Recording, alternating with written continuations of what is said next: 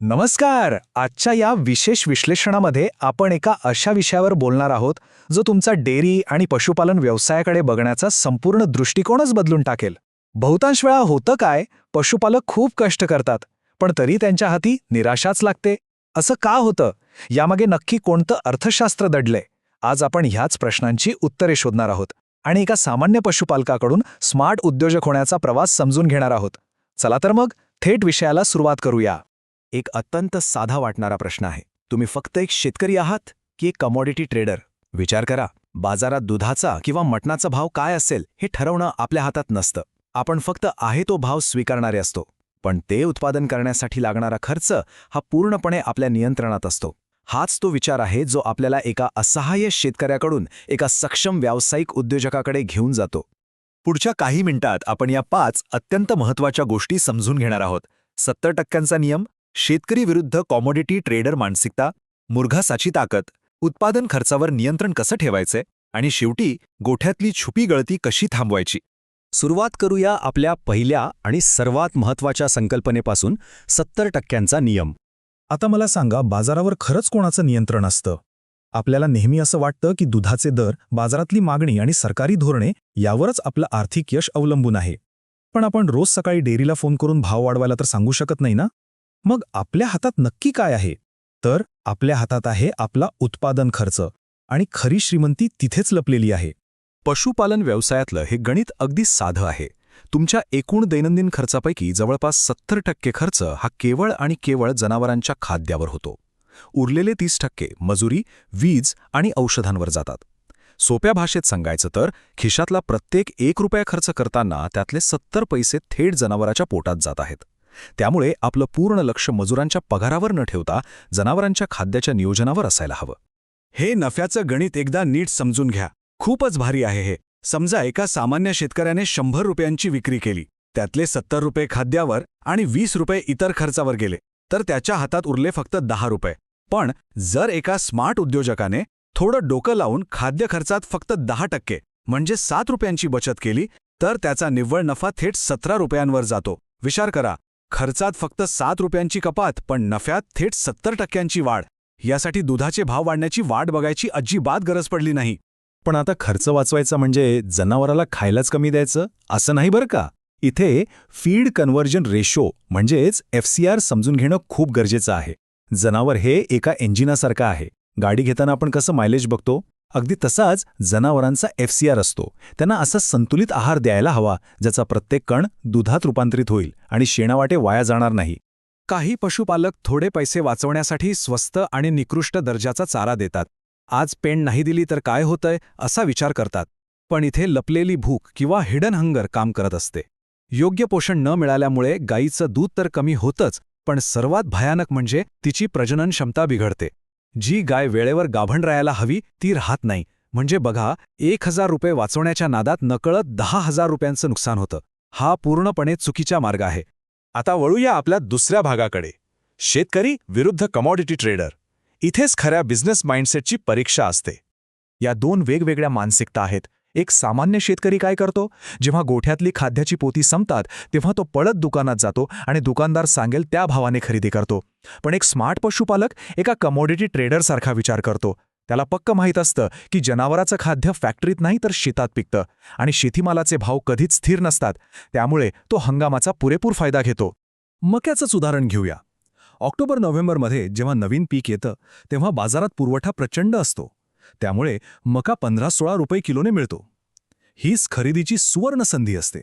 पण मे-जूनमध्ये जेव्हा उन्हाळा कडक असतो आणि मागणी वाढते तेव्हा तोच मका 24 ते 26 रुपयांवर पोचतो. ज्या उद्योजकाने ऑक्टोबरमध्येच वर्षभराचा साठा गोदामात करून ठेवलाय तो महागाईच्या लाटेपासून एकदम सुरक्षित राहतो आणि त्याचा नफा आपोआप वाढतो. आता बघूया तिसरा आणि अत्यंत महत्त्वाचा भाग, मुरघास म्हणजेच तुमच्या गोठ्याची फिक्स डिपॉझिट.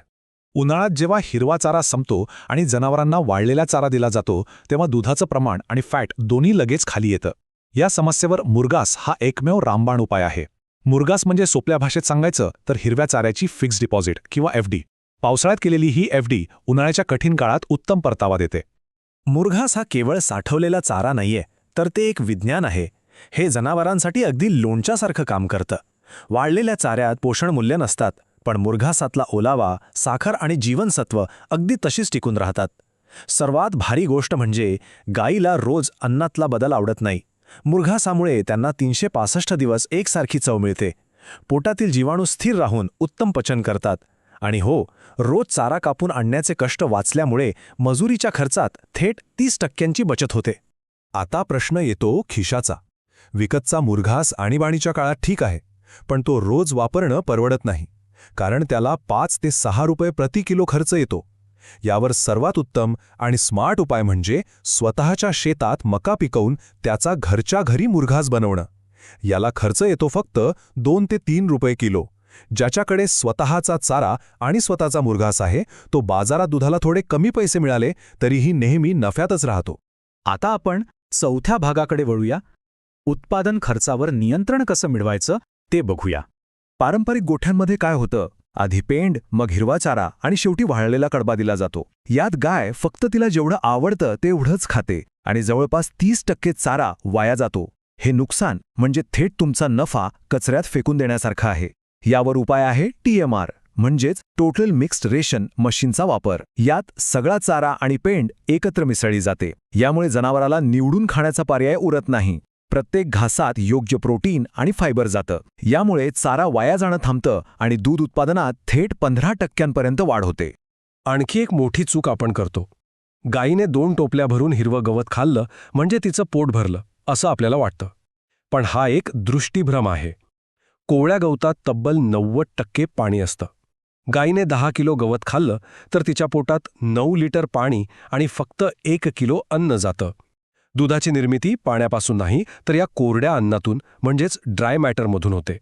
त्यामुळे निव्वळ हिरवळीवर भुलू नका. जनावराला त्याच्या शरीराच्या वजनाच्या 3% कोरडा आहार मिळायलाच हवा. आता हा आकडा बघा. 87%. दुधामध्ये 87% पाणी असतं. गाईला 1 लिटर दूध बनवण्यासाठी 3 ते 4 लिटर पाण्याची गरज असते. जर गाईला तहान लागली आणि वेळेवर पाणी नाही मिळालं तर ती स्वतःला वाचवण्यासाठी लगेच दूध देणं कमी करते. पाणी तर फुकट आहे ना, तोच दुधाचा मुख्य घटक आहे. जनावरांना 24 तास पिण्याचं स्वच्छ पाणी उपलब्ध करून देणं हा उत्पादन खर्चात 1 रुपयाही न वाढवता नफा वाढवण्याचा सर्वात सोपा मार्ग आहे. आता आपण पोहोचलोय आपल्या शेवटच्या आणि अत्यंत महत्त्वाच्या टप्प्यावर, गोठ्यातील छुपी गळती थांबवणे. तुमच्या गोठ्यात असे काही अदृश्य भागीदार असू शकतात जे कोणतंही काम न करता तुमच्या नफ्यातला 50% वाटा फुकटात खातात. जनावरांच्या पोटात जंत असतील तर तुम्ही दिलेल्या महागड्या खाद्याचं अर्धपोषण तेच खाऊन टाकतात. त्यामुळे वेळेवर जंतनाशक देणं हा खर्च नाहीये, ती तुमची गुंतवणूक आहे. तसेच गोदामातले उंदीर आणि पक्षी हे फक्त धान्य खात नाहीत, तर ते स्वतःच्या वजनाच्या 10 पट धान्य नासवतात आणि रोगराई पसरवतात. त्यामुळे तुमचं गोदाम नेहमी उंदीर आणि पक्षी मुक्त असायलाच हवं. गोठ्यातल्या नफ्याचं खरं रहस्य कुठे लपलेलं असतं माहितीये? शेणात. होय, या व्यवसायाचं खरं आर्थिक ऑडिट कुठला सीए नाही तर हे शेण करतं. जर जनावरांच्या शेणात मक्याचे अखंड दाणे किंवा न पचलेला चारा दिसत असेल तर ही धोक्याची घंटा आहे. याचा अर्थ असा की जनावराची पचनशक्ती बिघडली आहे आणि महागडी पेंड न पचताच बाहेर येते. हे तुमचं थेट आर्थिक नुकसान आहे. अशावेळी त्वरित पचन सुधारणारी औषधं द्या किंवा आहारात बदल करा. थोडक्यात सांगायचं तर चुकीच्या शत्रूशी लढणं थांबवा. दुधाचे दर, हवामान बदल, सरकार यावर आपलं काहीही नियंत्रण नाही. तिथे डोकं आपटून काहीही साध्य होणार नाही. खरी लढाई आहे ती उत्पादन खर्चाशी. योग्य वेळी खरेदी करा, स्वतःचा मुरघास बनवा आणि TMR तंत्रज्ञान वापरा. या व्यवसायातली 70% लढाई तुम्ही इथेच जिंकता. तर व्यवसायाचं इंधन कसं मॅनेज करायचं हे आपण आज शिकलो.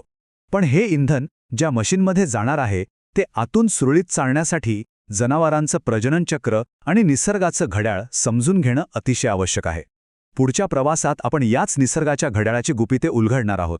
तोपर्यंत तुमच्या गोठ्यातली गळती आजच तपासून बघा. भेटूया लवकरच.